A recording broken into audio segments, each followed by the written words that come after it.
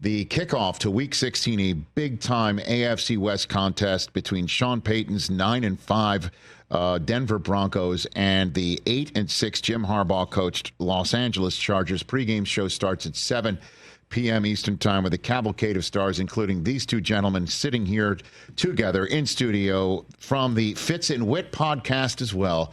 Ladies and gentlemen, Andrew Whitworth and Ryan Fitzpatrick together. Hey, appreciate you, babe. Worthy of a round of applause. Thank you, brother. Whit, you've been here before. Ryan, welcome. What a studio. Welcome, this is man, nice. bud. I've been hearing so much about it. I got a little bit jealous, so thank you for inviting I me. appreciate you taking the time. Also, you hopped a flight earlier than you normally get it because the Prime Video people, I don't know if Ryan's going to be there that early. Well, So, anything for you, Rich. You know I appreciate you saying that. You getting out of your comfort zone, out of your lane to be here. I greatly appreciate that. Yeah. You guys are awesome together. I always enjoy watching you and the rest of the crew on Prime Video. Before we jump into the game, let's jump into the two of you guys together, because I was going to ask when you first met one another, but you played together, right, in Cincinnati back in the day, correct? We did. Right? The very beginning of my career, and I think you got traded there, right? Yep, that was year 3 and 4 for me. That was a very different version of Andrew Whitworth Very back different. then. Yeah. Well, I mean, in terms of that, I was wondering, we looked this up because we're lead pipe wielding professionals to look into all of this together. Your first career, I believe, start for Cincinnati. Yeah. This was Week 9, 2008. Cincinnati was 0-8. This is your first career win as a starting quarterback in the National Football First League. career win versus the Jaguars against What happened Todd in that Monken. 21-19. There you are. Look at you, very Superman-like right there. Oh, there we go. You know what Wow. happened that game, Rich? I believe I know what happened in this game, but if you're going about what happened with Andrew Whitworth in this game, I'll give you the floor. Okay. Ryan As Fitzpatrick. we know, he's a Walter Payton Man of the Year award winner. Eventually. Eventually, he grew a lot from that moment on. Really is an LA guy now, which, I mean, you as well. But Yes. Andrew Whitworth got in a scuffle with John Henderson that day. Fisticuff. You want to talk about two enormous men just throwing haymakers at each other. Look at that. I mean, that's a scary dude right That's there. Terry McCauley, currently rules analyst Oh, of Terry. NBC Sports. Terry, Right there, baby. trying I to didn't know that was get Terry. in Get off there. my arm, Terry. There Don't be it that is. guy. You can't hold the guy's arm back in the fight. But those are two of the bigger men I've ever seen fight in my life, and Andrew will never let me live down that moment. Why? I won't. Why? Well, we come in the next week, and obviously that's our first win of the season. There's a lot of rallying around, hey, guys, let's turn this season around. But the OC says, hey, we do have to kind of cover something first. Every guy on offense is going to get fined because at that time the NFL had a circle. If you were in this little circle of this certain line they would draw on the field of the fight, you would possibly get a fine. All 10 players on offense, Rich, got fined, except for one out of the 11. There was 10 guys. There was only 10 guys on offense. And where's the other guy? We can't find him. The 11th man. The 11th man sprinted off the field in the middle of the fight. Wow. They didn't have the next-gen stats for my speed at that point, but I might have been 22 miles an hour. So that's where our relationship started. He sprinted off the field while I'm in the middle of a fight. But you know what? We've Better come a days. long way. We've come a long We've come a long way. Did you not get the gate that day as well? Were you ejected? Get out of here. Gone. You got the Ejected. gate that day. I think I actually walked off pointing at the Whitworth at one point. There's actually a shot of that too. But it was a lot, man. That was my Troy moment, if you will. Just literally, I felt like a soldier back in the day. Yeah. In the arena, felt like a gladiator. Just kind of I got into it a little You've only bit. been ejected once, right? No, I'm the only Walter Payton Man of the Year that for sure has been ejected twice. So, Keeping stats on that? yeah, for Well, sure. Did Eli Manning ever get ejected? No, I don't he think never so. did. I don't think Larry so. Fitzgerald? No, I don't see it. No. No, so I'm definitely Cam leading Hayward, I don't know that. if he's been ejected. You gotta go down in NFL history for maybe. something. Yeah, he's a mean sucker now, even though you did the ride along with him last year. He's a So sweetheart. this is amazing. I didn't know the story of the first career win for you as a starter, Ryan, and then we found out you got ejected in the game. Didn't see that there was a circle that the NFL would create, and anybody caught within the circumference Everybody in the fight. would be fined.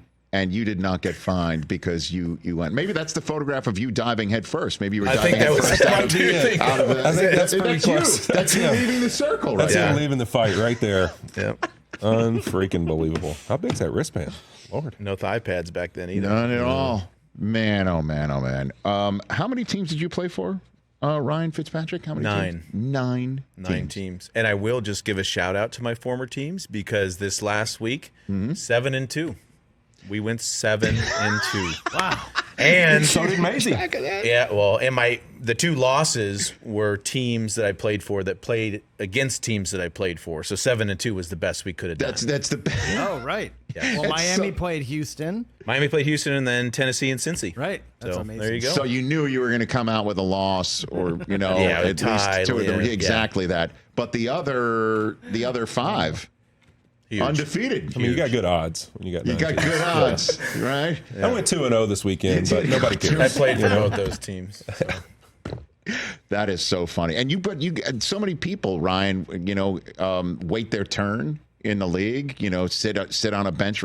You started for all 9 teams, if I'm not mistaken, as well, right? I did. As Andrew likes to say, I ended the greatest show on turf. You ended that, huh? Yeah, That's a bit. We can talk to Kurt about that. I ended that one as soon as I started playing, and then Cincy, same thing. When I got to Buffalo, which was my 3rd team, that was when it was starting role. So my 5th year in the league, I was a starter.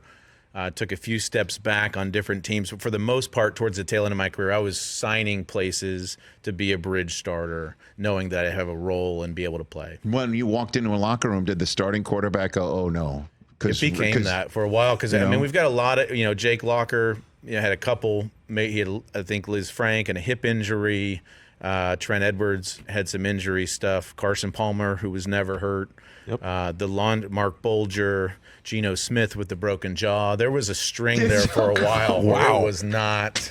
I've got some bad ones because it's also some owners. I mean, owners kept dying when I would leave teams too. Yeah, it was not a good. What? Yeah, Wow. The Rams, I didn't know Georgia that stat. Frontier. Everything's good with the Bengals. Ralph Wilson after I left. Bud Adams after I left Tennessee. McNair after I left Houston. Some bad stuff. So I thought teams stopped signing me for that reason. But, I shouldn't laugh, obviously, but no. wow, you should say, well, football's not a matter of life and death, but when Ryan Fitzpatrick is hired, look out. You got to have your head on a swivel. Not great. Protect your quarterback and your owner. Man, we were just talking about that amongst, in a much lesser extent, the games that I've been calling on NFL Network. This year, we had Jets, Vikings. Robert Saleh got fired. Then we had Bears and Jaguars. To date, Matt Eberflus's last win. Then we had in Munich, we had Giants, Panthers. Daniel Jones's last snap as a Giant.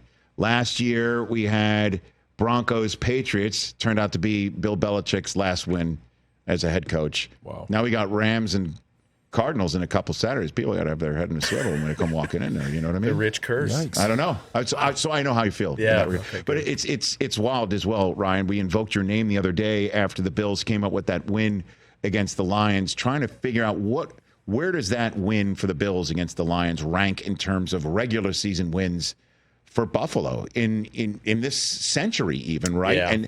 And we were just identifying when Josh Allen beat the Chiefs regular season for the first time, and then we went back to when was a time when the Bills beat Tom Brady, and not in like some week 17, week 18 game.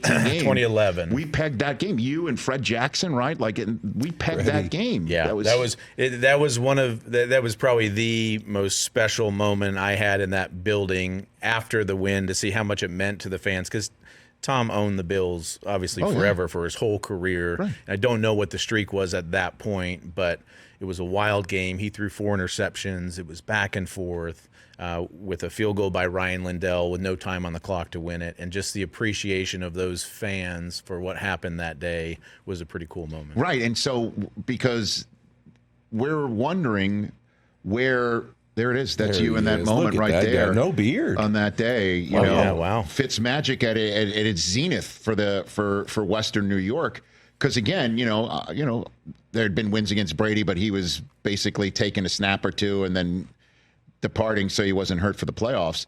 That the Josh Allen-led Bills right now, with him playing the way that he is, would you agree MVP of the NFL right now, or is this still a Saquon moment? I mean, you obviously have been witness to some Saquon moments on Thursday night this year. So I would just say, like, there's still 3 games left. So, yes, he's the front runner, but Lamar Jackson, the season he's putting together.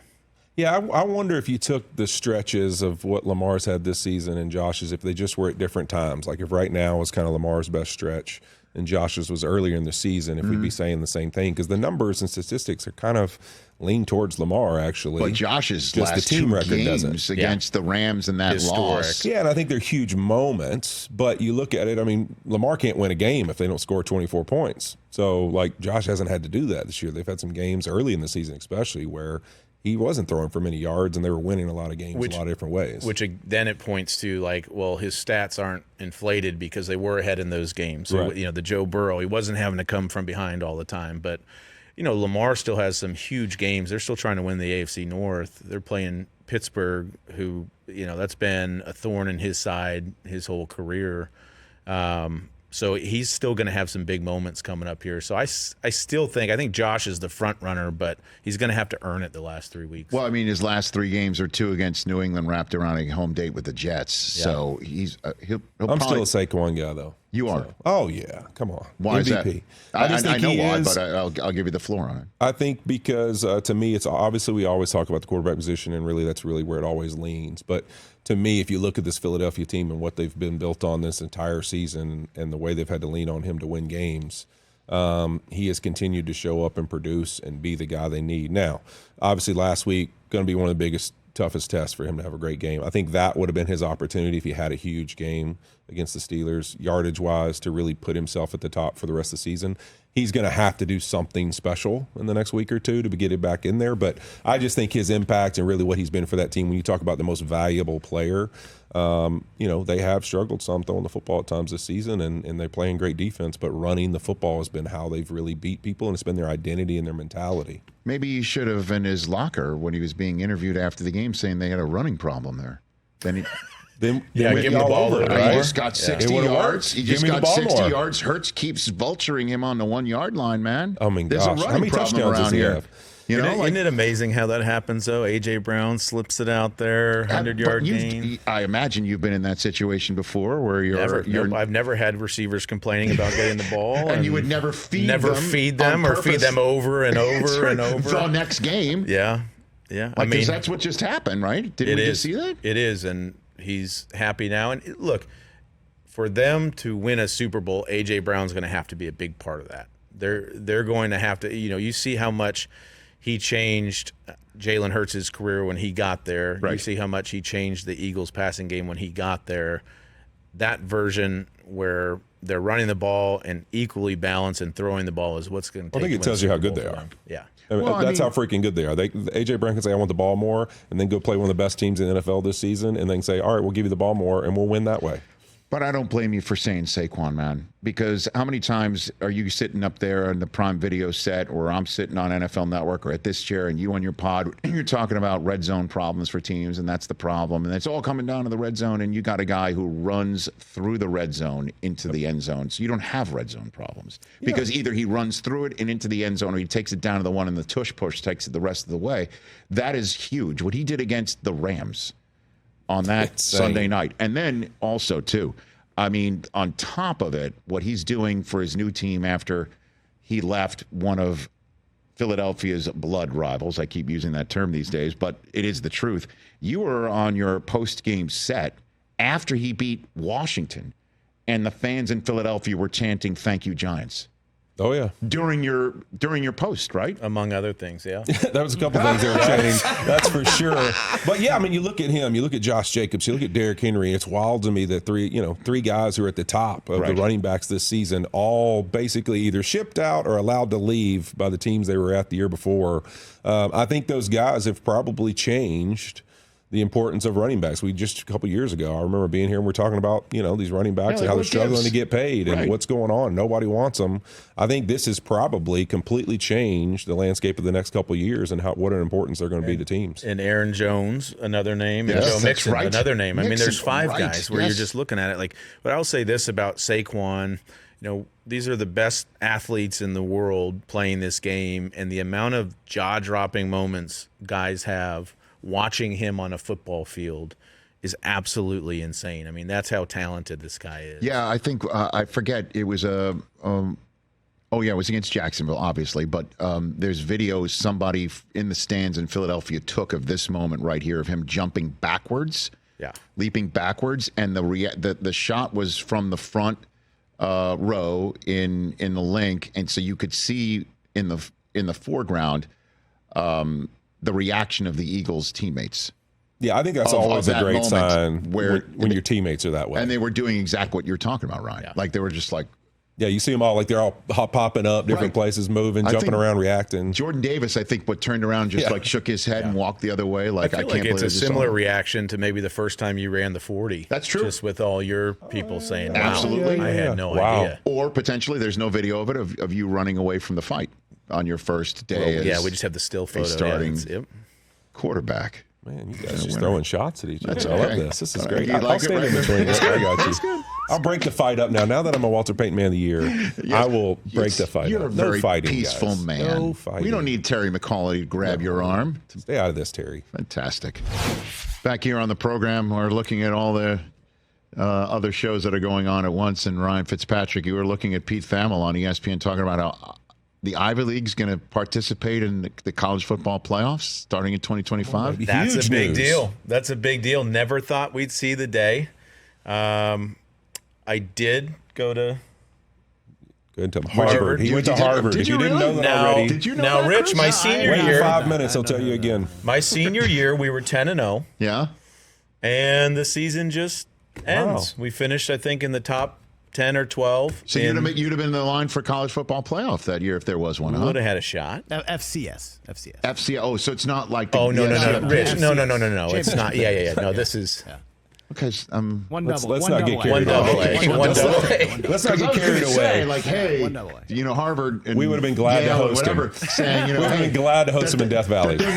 First round bye. I promise. First round bye. Ivy League champs. We would just come on. Come to Death Valley at any point. That'd be great. FCS. Rich, FCS. Yeah, that'd be like, I was about to say, if that was the CFP, that'd be like me in high school saying, I am eligible for L. McPherson, by the way.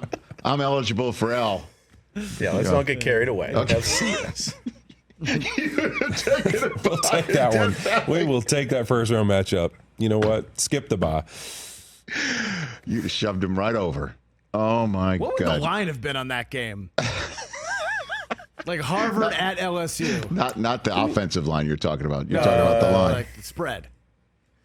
Probably minus 56.5. What were you taking? You give him the points? No, I'd lay the points. Okay, very good. Give me the Tigers. Fantastic. Back on the Rich Eisen Show Radio Network, the two gents from the Fitz and Whit podcast, Fitz and Whit themselves, Ryan Fitzpatrick, Andrew Whitworth, also from Prime Video Thursday Night Football right here on the program. Before we get to tomorrow night's game, I want to get to the story of the day, which is Raheem Morris in Week 16 saying, we're going to go with the rookie. We're going to give Michael Penix Jr. the start for a 7-7 team that has a shot at the playoffs and bench Kirk Cousins after a dreadful 5 weeks. Ryan, I'll give you the floor first on your 2 cents on that subject. Yeah, thank you. I've been benched plenty, Rich. He's got some experience, so you can tell us about it. Is that not? I'm going with not so much the playoffs. First. He does have some benching experience, though. Yeah. So I'll say it sucks, but it had to happen, right? I mean, it did. You think it did? It did. I mean, Kirk he hasn't looked like himself the last 4 weeks. It's been pulling on this team.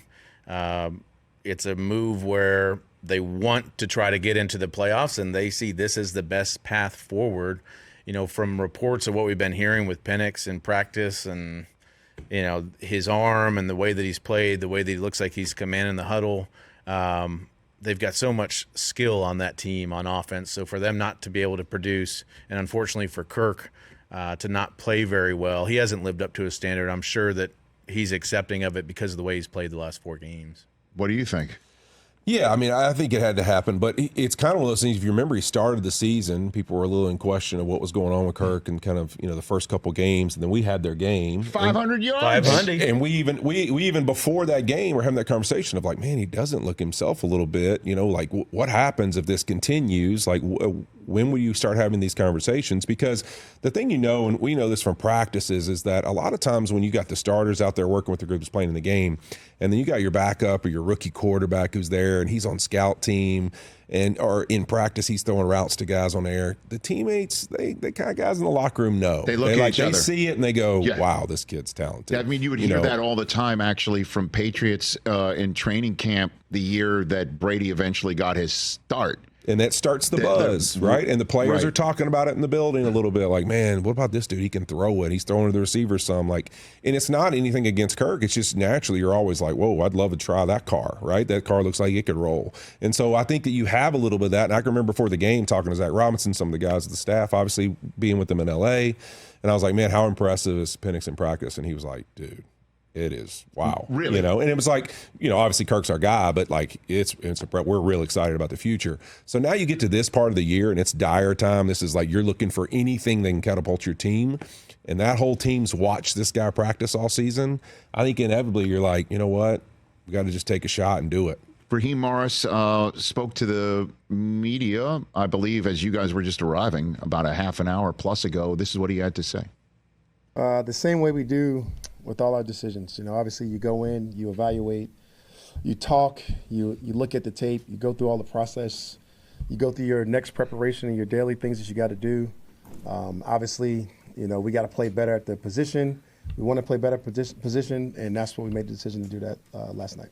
And what was Kirk's reaction and his long-term status with the franchise? Obviously, anytime you take a step down in a demotion or whatever the case may be, it's not going to be met with great, appreciation and all those things. But Kirk was a professional. He's a pro. He's a man. He's a great human. He's a great father. He's a great football player. He's done a lot of great things for us this year. He handled it with class. He's an absolute professional. I can't say enough good things about who the man is and how he is and what it is. But, obviously, there comes with some disappointment when you lose your job. Again, man, 509 yards, 4 touchdowns the night you were in the building in that overtime win over the Bucs. And then a few weeks later, you could make a case he even had a better game because he was 23 of 29 in Week 8 in Tampa with 4 touchdowns and no interceptions, even though at half the passing yards. That doesn't matter. Who cares? Unreal, this league, man. How things play out. It's just a constant reminder that it is a performance-based business, and it can happen to a guy like that. This has been a very bad, probably the worst 4-game stretch of his career at the wrong time. But at the end of the day, it's not unfounded. And I think Kirk is a professional. Kirk's got to be disappointed, but he knows that it's not unfounded, and he's not playing up to the standard that he has set his whole career. And the Giants are coming in. So I understand it's only a 2-win team, but there's some grown-ass men on the defensive side of the ball that Penix is going to have to deal with. But let's just give them the win. We'll just give them a win.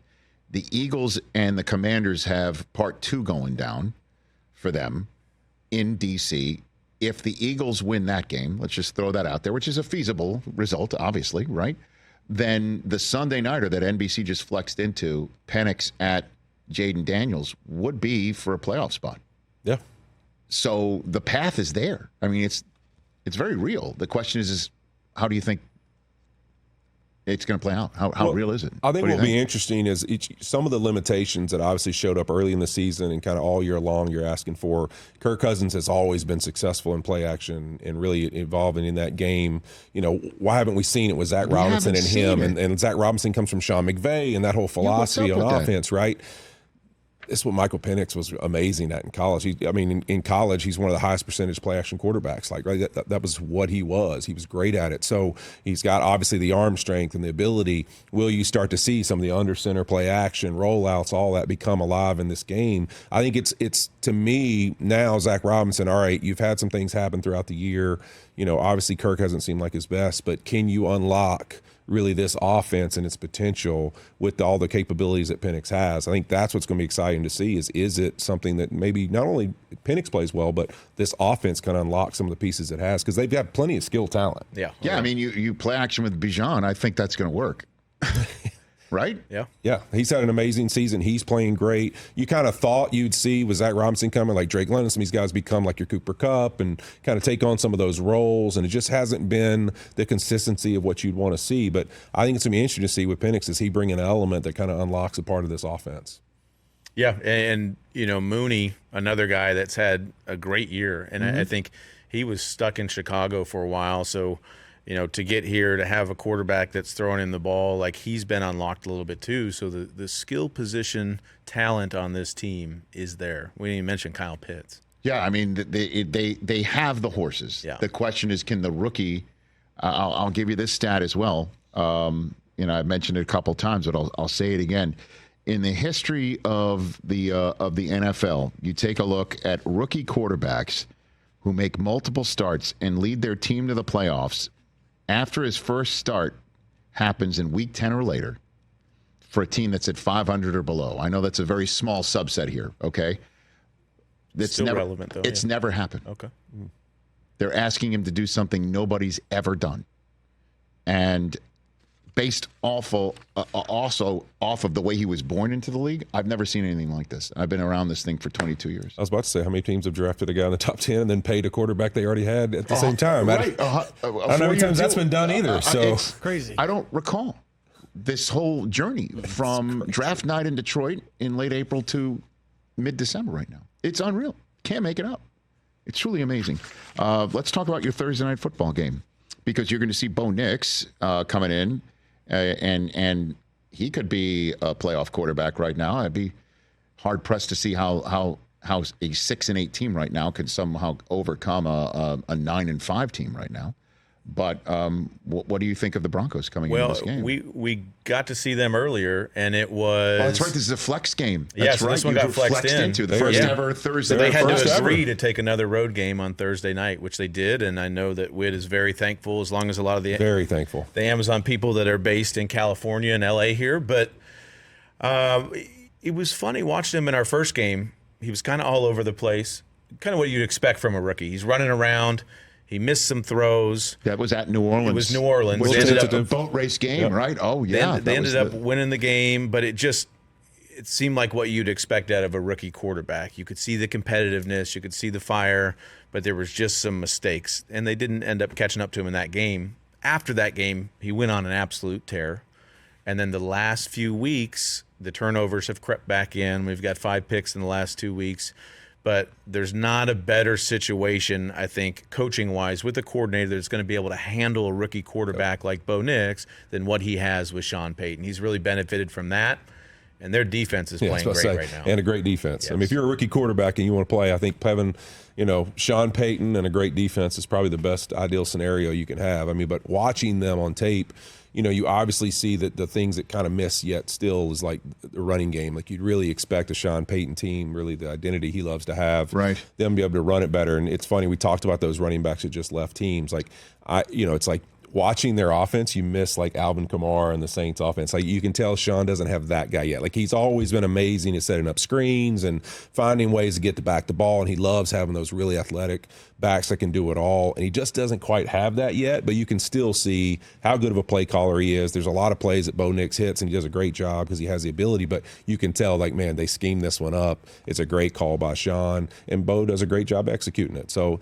I think it's going to be fun to watch them, because I think really, if you consider their cap problems with $90 million, whatever it is, what they've been able to do is insane. Well, and the thing is also that when Sean Payton and the Broncos turned Russell Wilson into the largest dead cap hit in the history of the NFL, you're sitting here thinking, all right, good luck to them drafting a rookie quarterback and doing what they need to do with a rookie quarterback, which is win a championship while he's as inexpensive as he possibly can be before you got to start paying him generationally enriching money.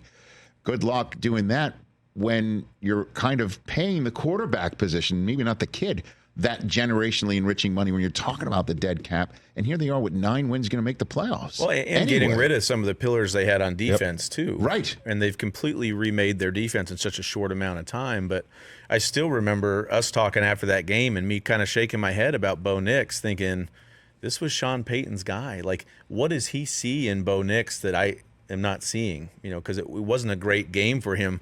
But you have the ultimate trust in Sean Payton to be able to evaluate a quarterback. He fell in love with the guy, and as the season has progressed, we've seen why. I mean, he's a playmaker. Guys love playing with him. He's a competitor, and he's not afraid to throw it down the field either. I mean, he is not shy about that, and Cortland Sutton has been the recipient of some of those this year. And how dangerous are the Chargers? I know that they just, they've taken some hits lately on the defensive side of the ball, but what do you think about that?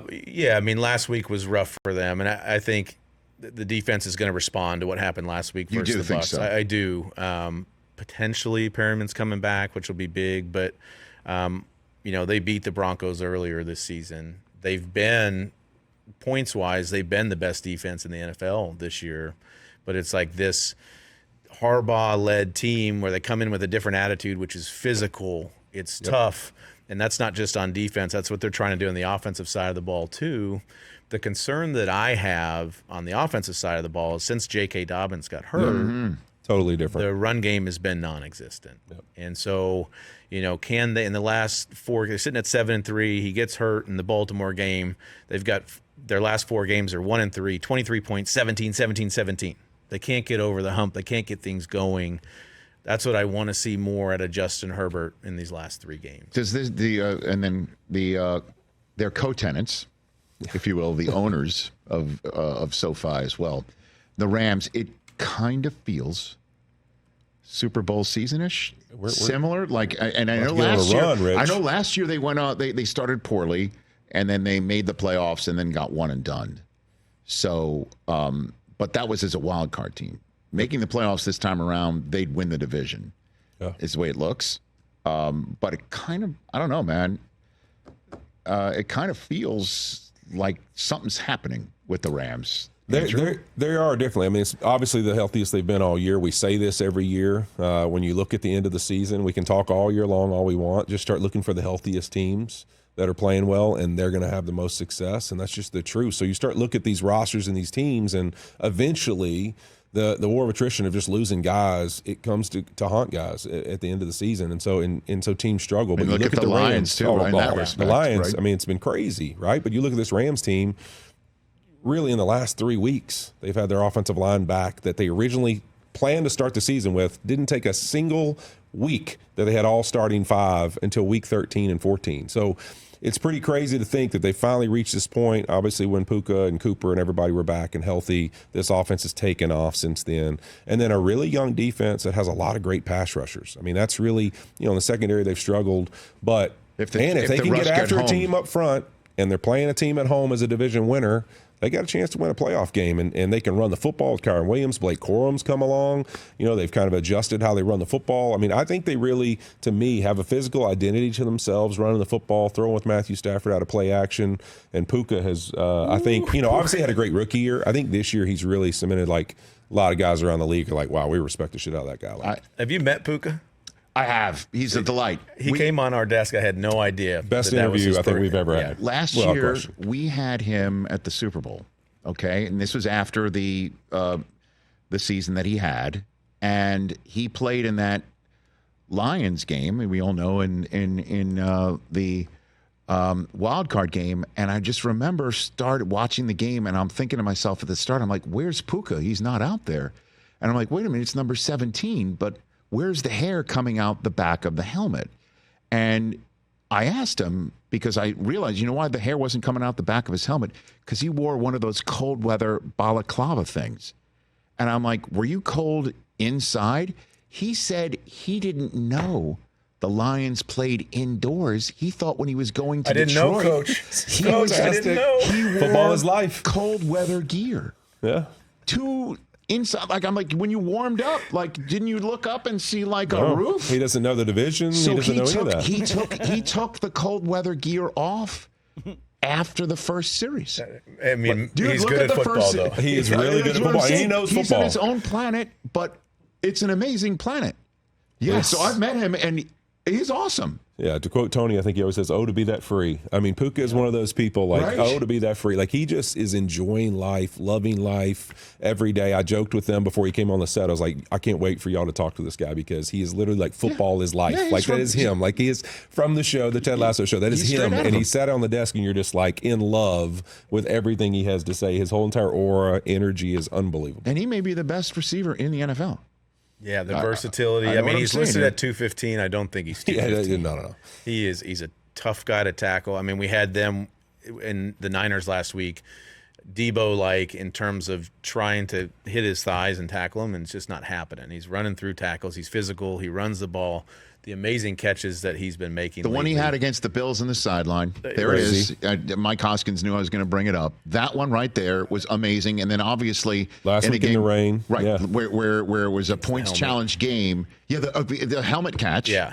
But this What the one here, hell? Tony Gonzalez was talking about that catch and just the difficulty of it. We're talking about a guy that knows how to catch a football. I would and think it's like, so. He doesn't know how he did it. And getting his feet in and the throw by Stafford there was unbelievable too. But Pretty sick. On a dime. And he's also Al Michaels' favorite player now because Puka doesn't eat vegetables either. That's actually a fact. All right. Can I get one more segment out of you guys towards the end of the year? Okay, great. We'll finish the show with you guys because I want to talk Al with you and just a little bit more in your pod and everything else. Back here finishing up the show with two from the Prime Video Thursday Night Football coverage on Prime Video, which you can see right here on the Roku portal. Broncos Chargers this week.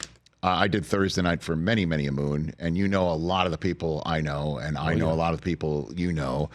Spoon, your producer, Mike Muriano. I mean, we all amazing, man. man. We did the Thursday night thing way before, when Amazon was just sending boxes to your house. yeah.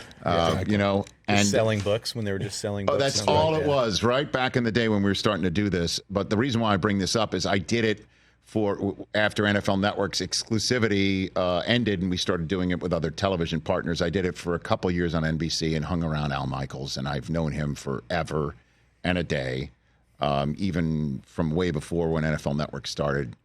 What a blessing, right? To be going around the country with this man, doing what he does. It's unbelievable. It best. feels like every week we leave, and it's just we always have a moment we share of like how cool it was to listen to him tell a story about X, Y, and Z that happened. And he remembers everything down to the last second in detail and yard and inch. I think it's fantastic. I've even been with him like a lunch, and he'll start telling a story of something in history that happened, and he'll point to me and be like, "I told you this when we were in Buffalo 3 weeks ago." And you're like, wait, you remember when you told me this story? And he'll kind of like, it's like he can pick everybody in the room. He knows what he's told him, when he's told him it, and what it's about. It's wild how sharp this guy is, man. It's unreal. He's the greatest. He's the best. And he'll tell you stories about, when I was in Switzerland for Wide World of Sports, and blah, blah, blah. I mean, the OJ hotel rating stories, systems, the Olympics, I Yeah. mean, absolutely historic, everything he's done. And so part of the podcast thing, too, is like these stories now aren't being lost. Like the things that we do together with Spoon, Muriano, Yeah. Al, like Yeah. being able to share some of those experiences and give them life a little bit has been fun, too. Yeah, But- your rating you got on Air Al, that was a big deal. yeah, so I got to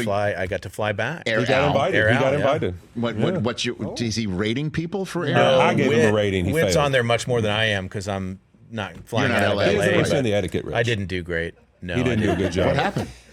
Well, let's see. First, multiple trips to the little buffet. Like, it's not like you're in a huge space. He's like, people got to move. He's going to get salmon or whatever it is, smoked salmon from the little bar. Nobody else was eating the salmon. I So felt he like it'd kept be rude getting if up it to go wasn't get gone. it. There's you have the front of the plane, the back of the plane. That's what I call economy. That's where I sit and I didn't realize. he would keep going into first class to talk to Al. I'm like, hey, that's his area. But it's just one Stop cabin, going though, back. Andrew. It doesn't No, matter. that's You don't invade Al's. people's space. Yeah. I He's didn't on know the that. Zoom. Rich, he's trying to wave in Al's Zoom at guys. I know Jameis. Let me say hey to Jameis. It's like, dude, sit in your seat and stay out of it. Like this is Wasn't his great. Zoom. That wasn't right? the worst violation, though. That It was not the worst. What The was the worst, Rich. This is all-time amateur hour. We're landing in Detroit. Yeah. And bad weather. We're going to land. I think it was Cleveland, actually. Yeah, it's Jameis, Cleveland. We're going to land in Cleveland. Bad weather and a little bumpy landing, And so he decides, because Al's being Al, just being funny. Whoa, Nelly. Al's going, He's whoa, like, Nelly. Here we go. So whoa, Nelly. Like an all-time funny moment. I just wanted to show my wife. Here's Ryan in his seat, and I'm watching him like, no, he's not. And he's like, he loves to film people. So he like goes to film Al. No. I wasn't going to put it anywhere. What do you think he had on? Wow. Flashlight. Boom. Bright light in Al's face. Oh, yeah. So all you see is flashlight comes on, toss his phone behind him, try to act like it wasn't him. I'm like, it's over, bud. You've already flashed him in his face. Like, it's over. That's incredible. I'll never be invited again. So I took a picture of him trying to get the flashlight off of his phone. So I gave him a rating on our podcast that he might as well stick to Southwest because he's done. Like, he's no longer. Oh, no. Not great. He's out. Not great. Feel free to move about the country, sir. Yeah, You're not going back this morning here. So. Al will not invite back on air. No, Al loves him. Ryan Fitzpatrick. He gave you another try. I'm sure he did. He gave him another try. I'll tell you, this first time I ever met Al Michaels, first time, it was NFL Network owners meeting, first one we ever covered, spring of 2004 at the Breakers Hotel, the very famous Breakers Hotel in Palm Beach, Florida. And we were doing NFL Total Access from a set in the parking lot, and I went back into the main hotel to use the facilities. And Al was leaving. He was going to the airport after being there for a day. He was done. And Howard Katz, longtime executive in television, and he knew Al from the Wide World of Sports days back in the day. And he also knew that Al is very particular about his accommodations on the road. That's a good way to say it. You've seen Very this. good way to say it. You've seen this firsthand, I imagine, already. We benefited from it, yes.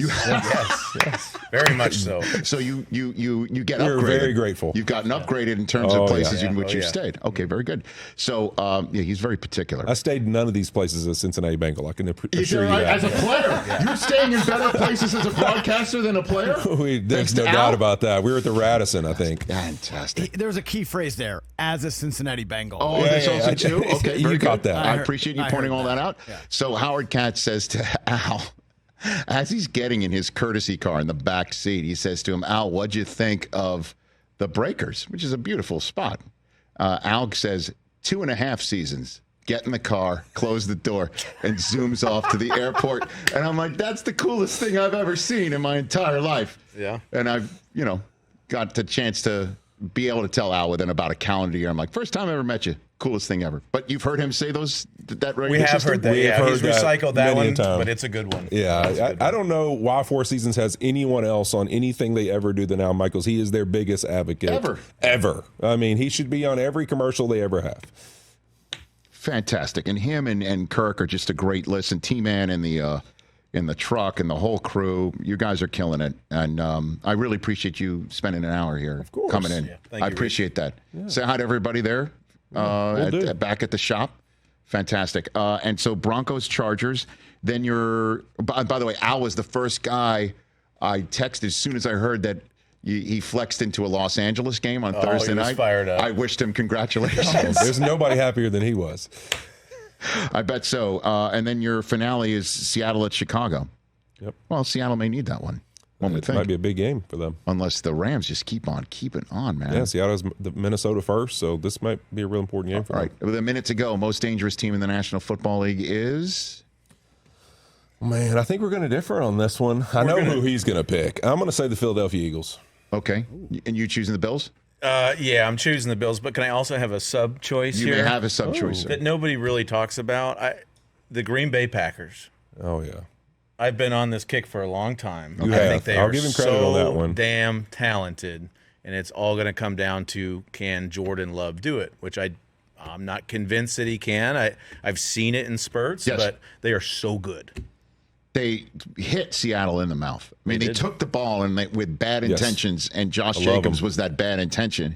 Ended the game pretty much on the spot. It felt that way. The NFC is going to be a bloodbath in the playoffs. Oh, I can't wait. It is. Yeah. I know. Okay, so you choose Eagles and you choose Bills with a sub of the Green Bay Packers. Here's a sub. Yeah. He's always got a backup. You're allowed. It's all right. Okay. It's these quarterbacks. In sports talk radio, it's a faux pas, but not as bad as flashing your phone He's protecting the flashlight at Al completion Michaels percentage. Yeah, I'm during breaking a lot of turbulence on a rules. landing. Breaking a lot Harvard of rules. quarterbacks, they protect the completion percentage. I understand what he's doing. Check these guys out. Prime Video of Broncos Chargers on Thursday night in the Fitz and Whit pod. Catch the Rich Eisen Show every single day on the Roku channel, 12 to 3 Eastern for free.